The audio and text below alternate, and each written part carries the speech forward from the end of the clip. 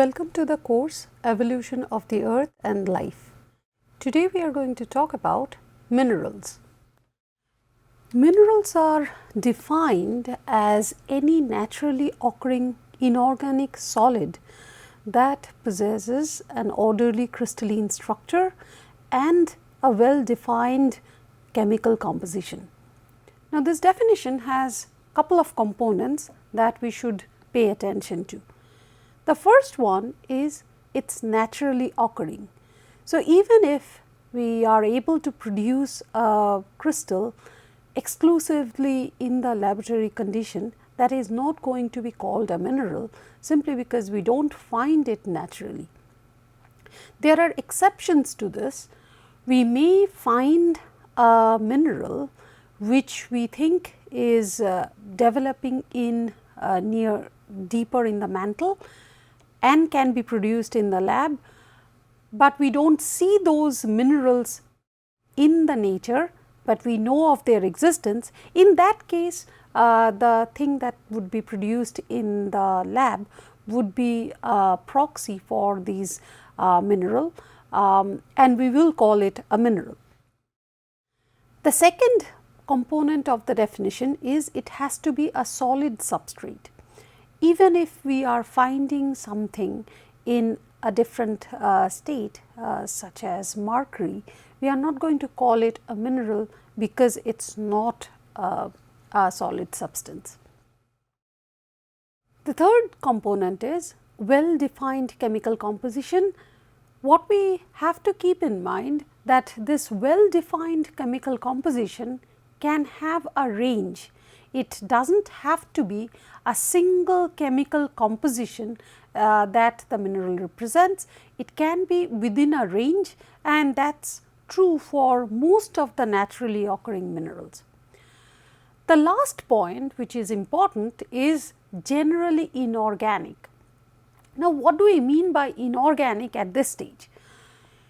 There are a couple of minerals which are produced through organic processes, through the involvement of biology. However, the substances which are being produced are inorganic in nature. So, that is what we meant by generally inorganic. There are examples where we find mineral like solid substance which are naturally occurring in parts in the coal, which sort of makes the difficult transition of an inorganic part of the mineral to an organic part. So, coal actually carries certain types of chemical compounds which are closely resembling a mineral, however, they are organic. So, at times they are also called biominerals. Now, using these components of the definition, let us see which of the following is not a mineral. So, table salt, if you think about table salt, it is naturally occurring because if you go to the seaside, the ocean carries a lot of salt in dissolved form, and that is the reason if you taste the water of the ocean, the sea, it will taste salty. And if you let it evaporate for quite some time, you will also find that crystals are forming, and those crystals are naturally occurring salt crystals, and that is how at the initial stage table salts were produced. And these are called halite crystals. These are minerals, it is called halite, which has a composition, in this case a pretty fixed composition, which is sodium chloride. So, therefore, by that definition that it is naturally occurring, it is a solid substance, it has a well defined chemical composition, and it is generally inorganic, it does not really have any involvement of biology per se, and the elements that are creating this, they are inorganic in nature. Hence, we can call table salt a mineral. How about ice? Now, when we think about ice, we probably think about something that you make in the fridge, but there are naturally occurring ice. If you think about glacial ice, they are absolutely naturally occurring. And very interestingly, they have a very specific crystal structure, and that crystal structure is a telltale sign of the glacial deposits in terms of how much compaction they have gone through, which stage of compaction they are in. So, it is a naturally occurring material, it is a solid substance, because we are not really talking about water, we are talking about ice which is part of the glacier, which is solid in that condition. It has a well defined chemical composition, it is primarily H2O and it is inorganic. So, by that definition, glacial ice is an example of a mineral. So, naturally occurring ice as part of the glaciers would be considered a mineral. Now, let us take a look at sugar. So, when we think about sugar, you can actually find it naturally. There are places where you can see plants producing sap, which finally crystallizes to make it to a sugar crystal. So, it is naturally occurring. It is a solid substance. It has a well defined chemical composition. However, it is not really inorganic unless it is produced in a certain conditions in a controlled setup. So, therefore, by this definition, sugar would not be considered a mineral. Now, minerals are building blocks of rocks. So, before we try to understand the rocks and what they tell us, it is very important that we identify the minerals and also understand a bit about how they form. So, minerals are forming in different ways. Crystals are important component of minerals because minerals are generally crystallized, and these crystals are any naturally occurring solid with an ordered repetitive atomic structure.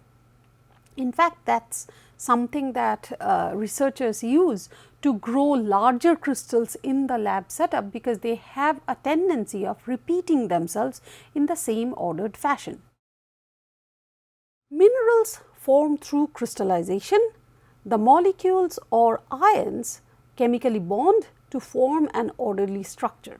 Now, how can it happen in nature? So, we are going to talk about three processes and how they aid crystallization and finally formation of minerals. The first one is evaporation. So, imagine a bucket of water which has salt dissolved in it, normal table salt, and now we know that normal table salt is an example of a mineral.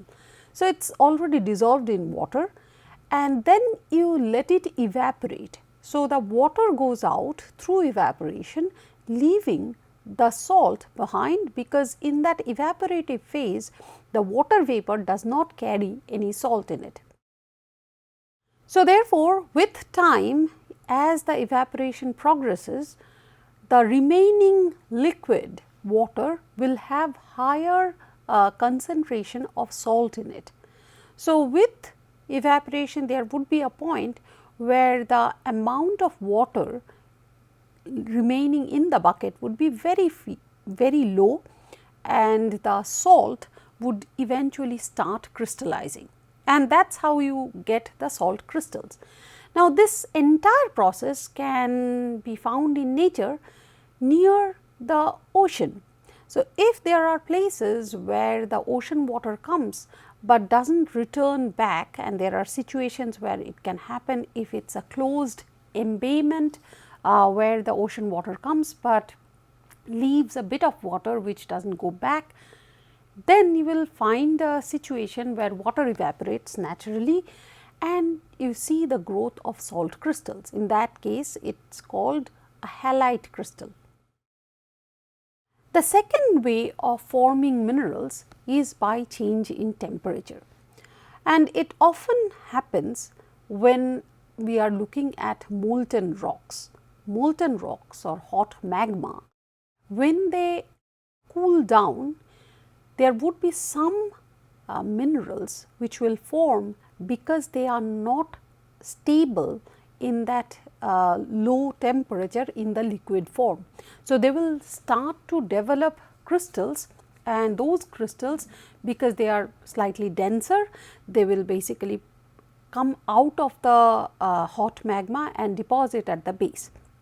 That is another way of forming crystals of different minerals. Quartz, which form often from hot magma, forms this way. The other way which of forming crystals of different minerals is through a change of temperature and pressure, but in that case it does not really go through a phase transition in terms of going from liquid to solid or vapor to liquid, something like that. It actually is a solid-solid transformation, and that happens during metamorphism, where there can be materials such as common mud, which if you subject it to very high temperature and pressure change, often it forms crystals of different minerals, and these crystals will have orderly arrangements, and depending on the composition of the original material, the minerals will also have specific mineral composition.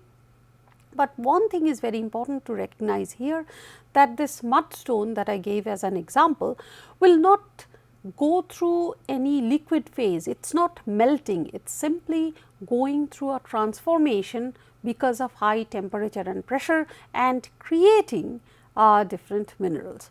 So, these are some of the very commonly found processes operating in nature that produces minerals and different kinds of crystals of minerals.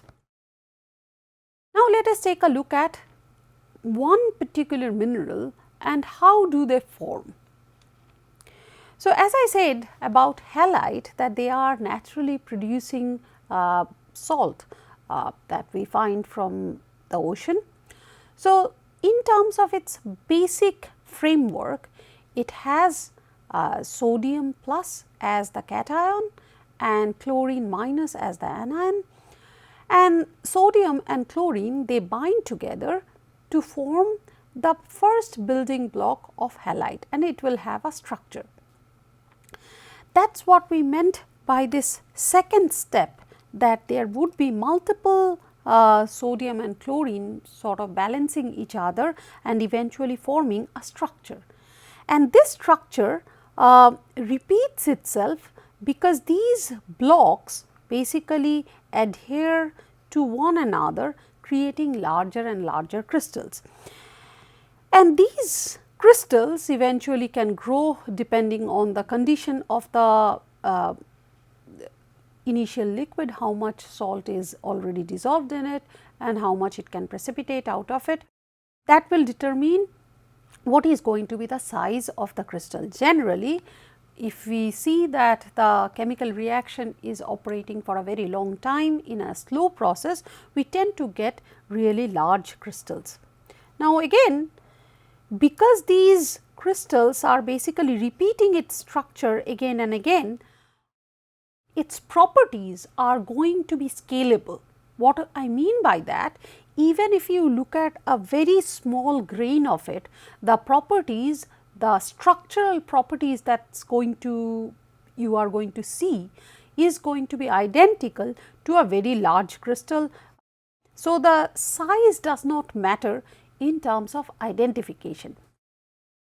And what kind of structural properties are we talking about? One very common structural property is that if you are looking at a particular crystal and if you are looking at these sides, which are called faces, the arrangement of these faces should be constant, does not matter which size you are looking at. So, one such thing to check is the angle between the faces. So, if I am looking at this particular face and this particular face, what is the angle between them?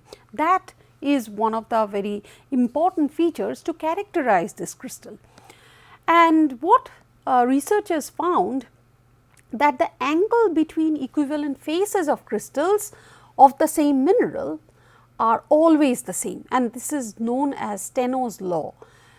So, that helps us a lot in terms of identifying crystals of a particular mineral, because they are always going to give us the same property. So, if we know what kind of angle we are going to expect, we can identify the mineral irrespective of their size. It can be identified at a micro scale, it can be identified at a mega scale. So, the property of the mineral definitely depends on the composition, as we have seen, because it will eventually control the crystallization, but it also depends on the overall crystal structure. And with the same composition, you can have different crystal structures giving you slightly different properties of the mineral, and we are going to see those kind of variations.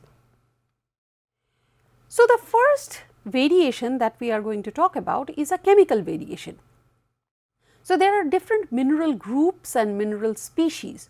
What we mean by that even though we may call something a single mineral, as I mentioned, that they may have a range of chemical composition, and this range is very important because it tells you even more details about how they formed and where they formed.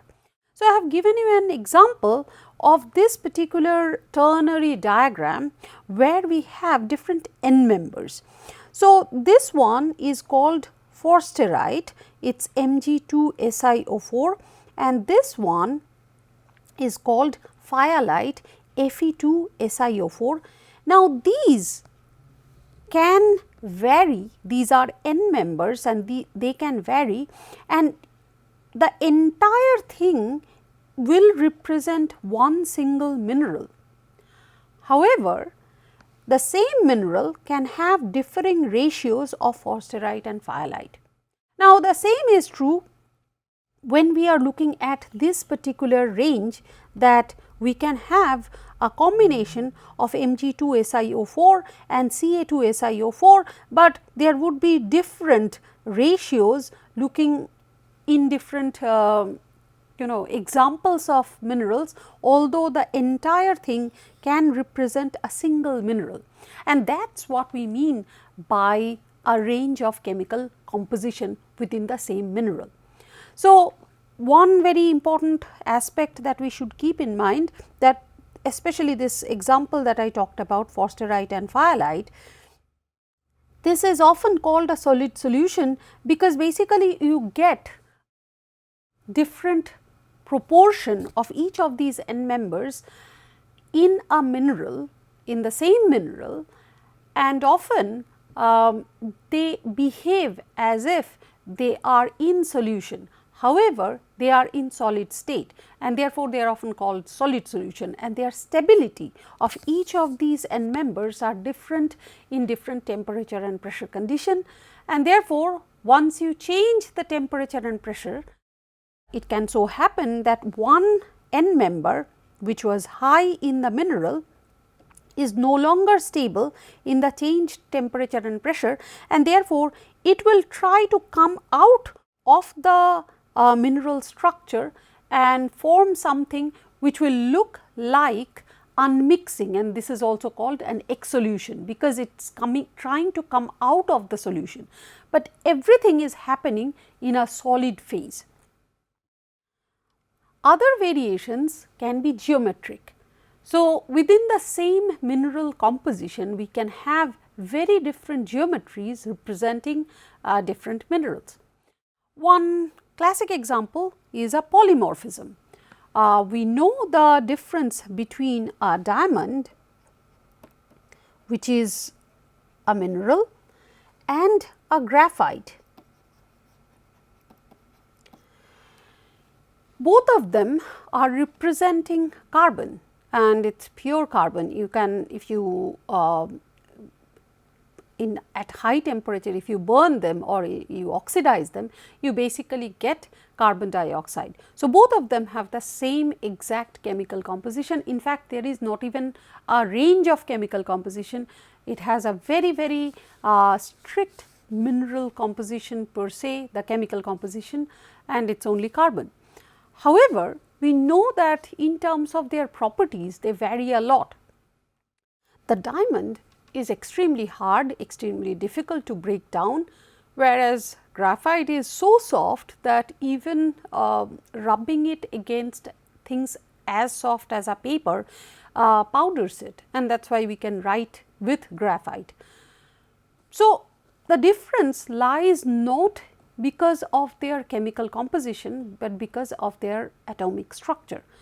In the diamond, we have this 3-dimensional network of the solid, which binds it so well that it is very hard to break, and there is no weak plane. On the other hand, if we look at graphite, there is a 2-dimensional network of solids which creates a plane, but between the planes the bond is really weak, and therefore, they will have a tendency of sort of sliding past each other and therefore grinding very easily. Again, these differences are being created simply because of their arrangement of elements and not so in terms of difference in chemical composition. So, there are such things like polytypism, order, disorder, twinning, all of these are variations in geometry of the minerals and therefore creating variations in minerals. Now, along with these chemical composition as well as geometric differences, it is important to identify minerals, because every mineral tells you something about how they were formed and how they have gone through in subsequent processes. So, therefore, we need to have some criteria to identify minerals.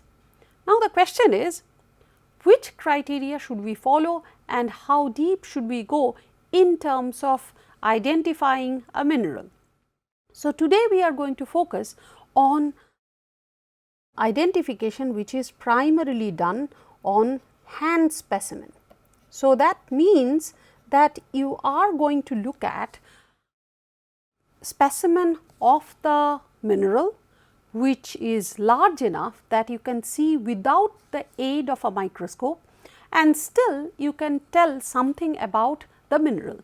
And in those cases, we are going to look at properties which can be observed without the aid of a microscope. The first thing that we are going to talk about is the hardness, how hard a mineral is, and it depends primarily on the crystal structure. We already saw the example of diamond and graphite, and in order to identify the hardness, people have designed something which is called Mohs hardness scale. What it means? It operates on the simple principle that if mineral A is harder than mineral B, then mineral A can scratch mineral B.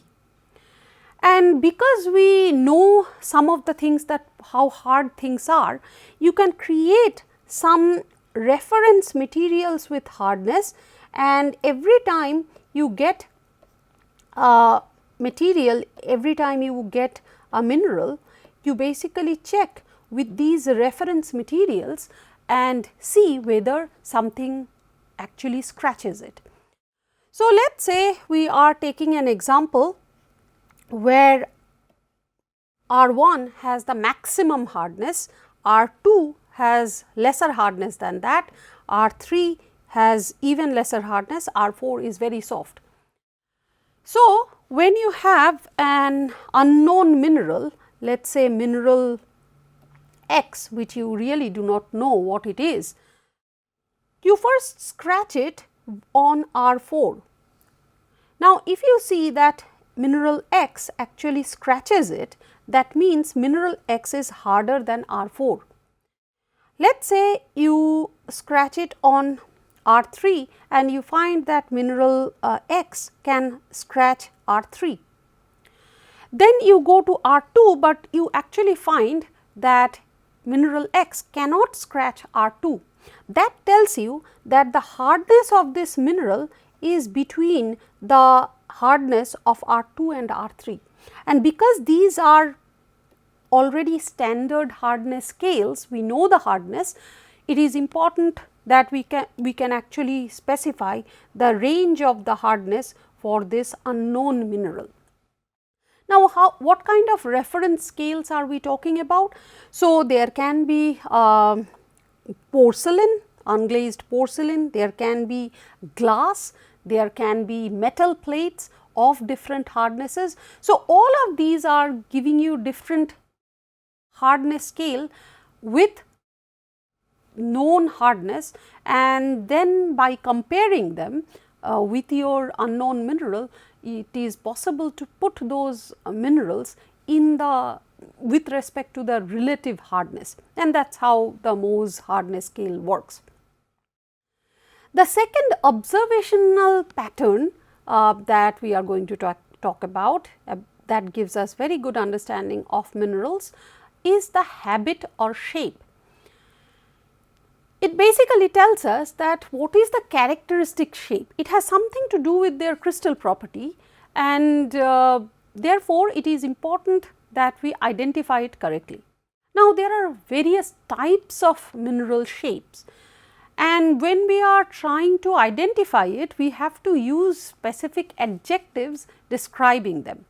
We can definitely use our imagination to describing something. Let us say something is more round than the other, something is more flat than the other, but unless we use the same adjectives every time, it becomes difficult to compare, and that is the primary reason to come up with these set of descriptions that describe a specific shape.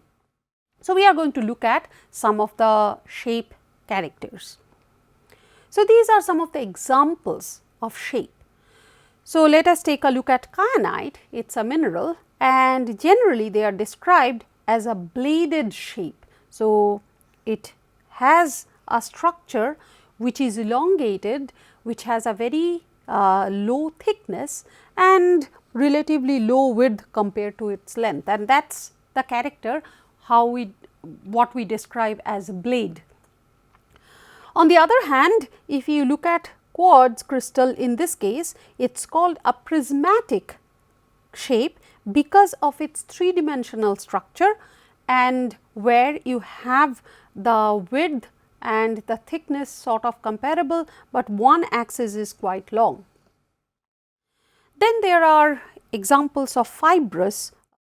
So, this one is a mineral which is primarily component is asbestos, and you see these fibers coming out. Again, the dimensions are very similar when we are comparing width and depth, but not the height. Height is very high.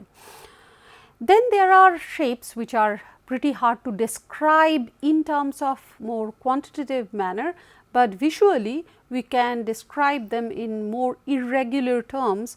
One example is botryoidal. So, this is an iron ore hematite. So, the example that I am showing, it has grape like structure, and they are generally described as botryoidal shape. Then we have banded structures, things which are replicating itself again and again, creating these layers, and then in those cases we are calling it banded.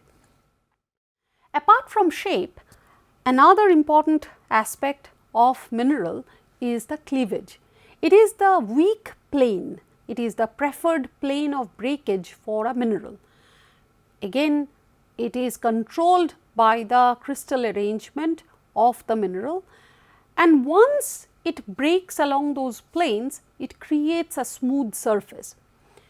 This is because this is related to the crystal arrangement, it can be seen in microscopic structure as well as hand specimens, and therefore, cleavage is one of the very important properties of the mineral and mineral identification. So, these are some of the examples how it actually looks like. So, for example, there can be one cleavage. Micas are examples where each of the layers can be cleaved apart by one plane.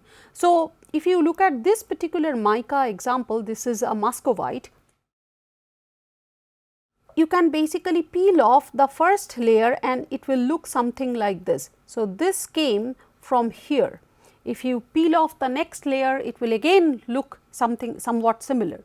But if you are trying to break it along this line down below, you are going to find it very difficult, because there is no cleavage plane along that direction, whereas this entire portion is cleaved apart in planes which are in this direction. So, you can, it is almost like a leaf of the book, and you can turn the pages, you can take out the pages, because it has only one cleavage direction.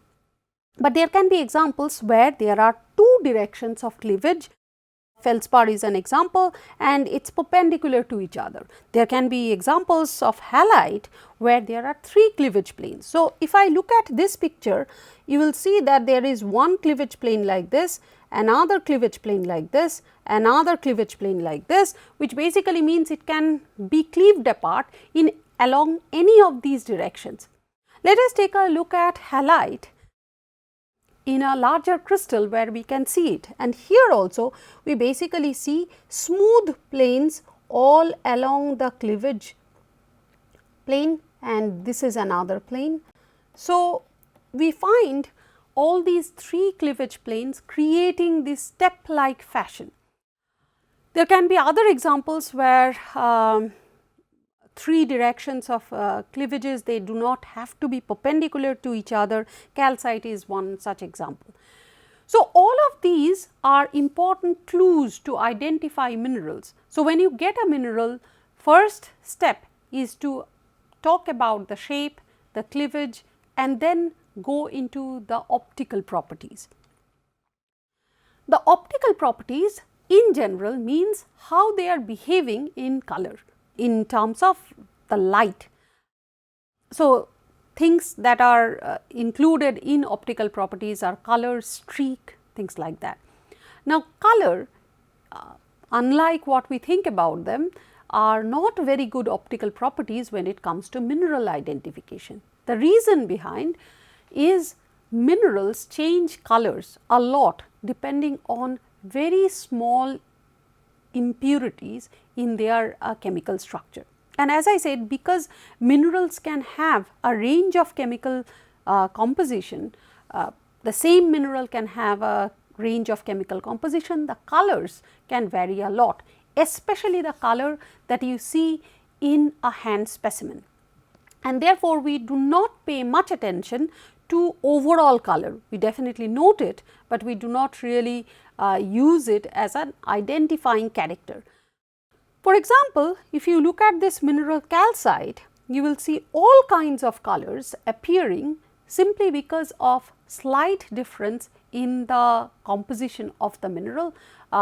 Just small impurities, replacement of one ion by the other will change the color, and therefore, overall color of the hand specimen is not one of the most important identifying properties.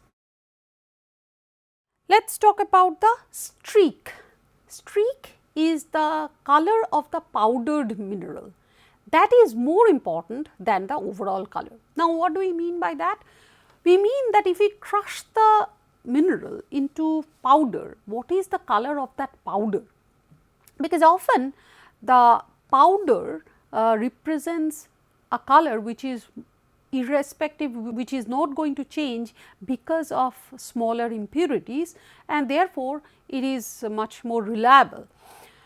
So, the way we recognize the streak is we have an unglazed porcelain plate on which we basically rub this mineral, and it gives a characteristic line and a color, and we call that as a streak, and it is a diagnostic property.